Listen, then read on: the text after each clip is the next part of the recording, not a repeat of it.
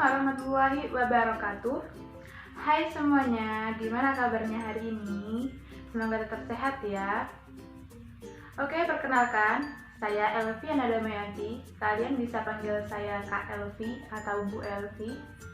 Pada pelajaran hari ini, kita akan mempelajari materi tentang sistem ekonomi dan karakteristik perekonomian di Indonesia. Akan tetapi, sebelum memasuki pembelajaran, alangkah lebih baiknya kita berdoa terlebih dahulu. Berdoa mulai.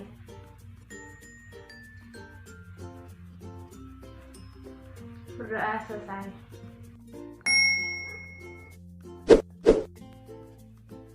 Nah, pembelajaran kita yaitu tentang sistem ekonomi. Tetapi sebelum membahas lebih dalam tentang sistem ekonomi, kakak ingin mereview dulu materi pada minggu sebelumnya, yaitu materi tentang masalah pokok ekonomi. Ada yang masih ingat tidak mengapa masalah pokok ekonomi itu terjadi? Nah, ya, masalah pokok ekonomi terjadi karena adanya ketidakseimbangan antara kebutuhan manusia yang tidak terbatas dengan alat pemuas kebutuhan atau sumber daya ekonomi yang sangat terbatas. Oleh karena itu, kita sebaiknya menggunakan sumber daya ekonomi secara efisien. Seperti itu. Kemudian, ada dua pandangan yang membahas tentang masalah ekonomi, yaitu pandangan klasik atau masalah pokok ekonomi klasik dengan pandangan modern atau masalah pokok ekonomi yang modern. Tentunya berbeda. Kita bahas satu-satu. Masalah pokok ekonomi yang klasik yaitu permasalahannya ada pada produksi, distribusi, dan konsumsi. Sementara permasalahan pada ekonomi modern ada what atau barang dan jasa apa yang diproduksi, kemudian ada how, bagaimana cara untuk memproduksi barang dan jasa tersebut, kemudian ada for whom atau untuk siapa barang dan jasa tersebut diproduksi. Nah, kemudian untuk mengatasi permasalahan pokok ekonomi tadi itu dengan apa kira-kira? Nah, maka dibutuhkan alat atau sistem yang bisa memecahkan masalah tersebut. Kita namakan itu sistem ekonomi. Apa itu sistem ekonomi?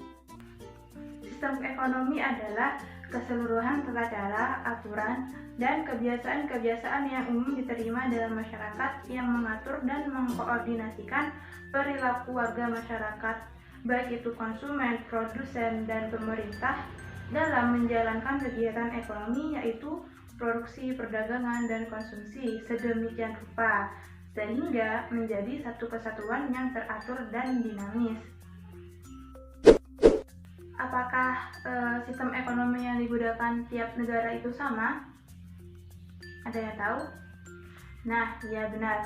Jadi sistem ekonomi yang digunakan setiap negara itu berbeda-beda, tergantung dengan permasalahan yang dihadapi, ideologinya, budayanya, seperti itu. Nah, ada beberapa sistem ekonomi yang kita kenal, yaitu ada sistem ekonomi tradisional, sistem ekonomi kapitalis, sistem ekonomi sosialis, sistem ekonomi campuran, dan yang terakhir yaitu sistem ekonomi Pancasila yang digunakan oleh negara Indonesia ini.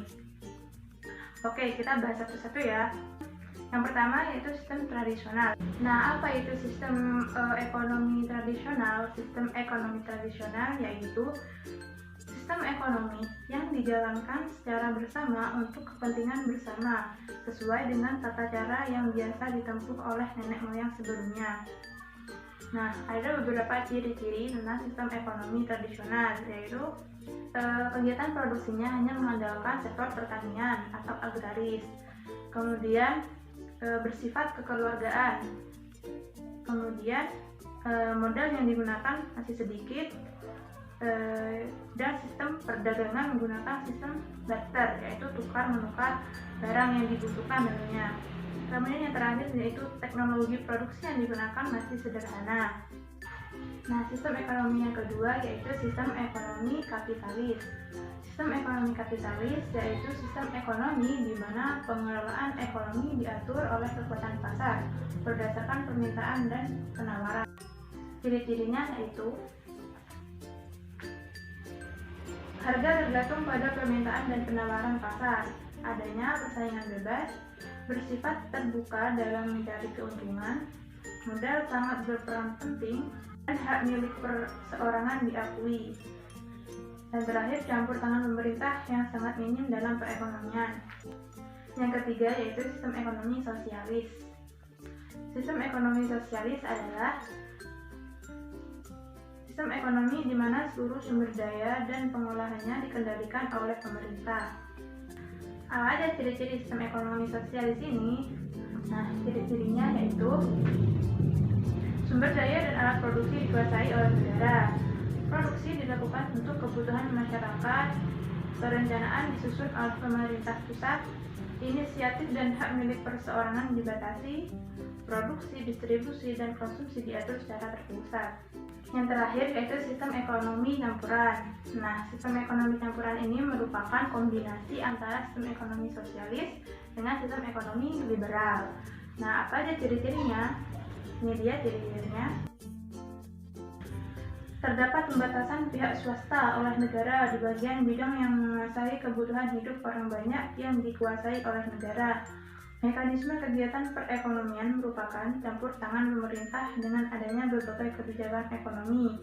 Yang ketiga, adanya campur tangan pemerintah di mekanisme pasar melalui kebijakan ekonomi. Dan yang terakhir, hak setiap orang diakui asal tidak merugikan kepentingan umum. Selanjutnya, kita akan membahas mengenai karakteristik perekonomian Indonesia.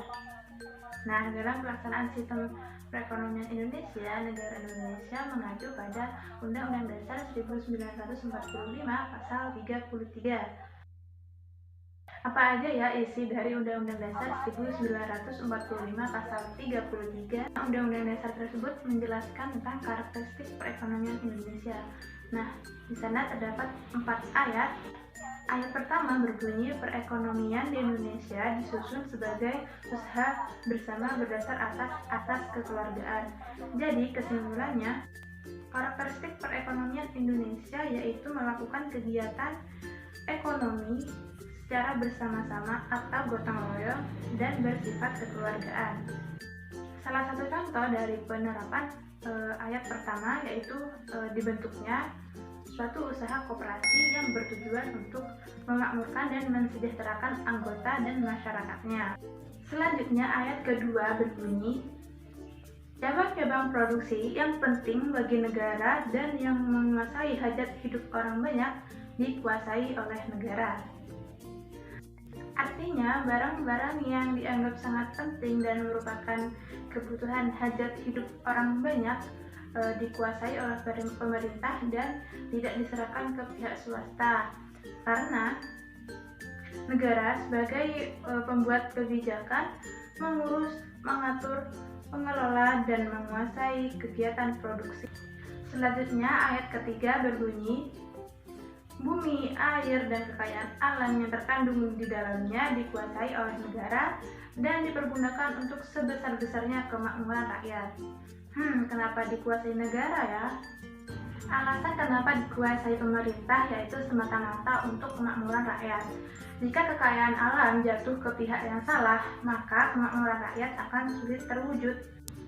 Ayat terakhir yaitu ayat yang keempat berbunyi, perekonomian nasional diselenggarakan berdasarkan demokrasi ekonomi dengan prinsip kebersamaan, efisiensi berkeadilan, berkelanjutan, berwawasan lingkungan, kemandirian, serta menjaga keseimbangan, kemajuan, dan kesatuan ekonomi nasional. Tentunya kita sudah tahu ya, sistem perekonomian Indonesia menggunakan sistem ekonomi campuran atau yang disebut dengan sistem ekonomi Pancasila. Sistem Pancasila ini mengedepankan peran bersama antara pihak pemerintah dengan pihak swasta dalam pengelolaan perekonomian. Nah, hal ini bisa kita lihat dalam bagian badan usaha, yaitu badan usaha milik negara atau BUMN dengan badan usaha milik swasta atau BUMN. Jadi, dalam Undang-Undang Dasar 1945 Pasal 33 dari ayat 1 sampai 4 telah menjelaskan karakteristik perekonomian Indonesia. Bagaimana? Kalian sudah paham kan tentang karakteristik perekonomian di Indonesia? Cukup sekian pembelajaran kita pada hari ini. Semoga apa yang kita pelajari bisa bermanfaat bagi adik-adik ataupun bagi saya. Kurang lebihnya saya mohon maaf dan terima kasih. Jangan lupa belajar, Tetap semangat, tetap jaga kesehatan. Sampai jumpa pada pertemuan berikutnya. Wassalamualaikum warahmatullahi wabarakatuh.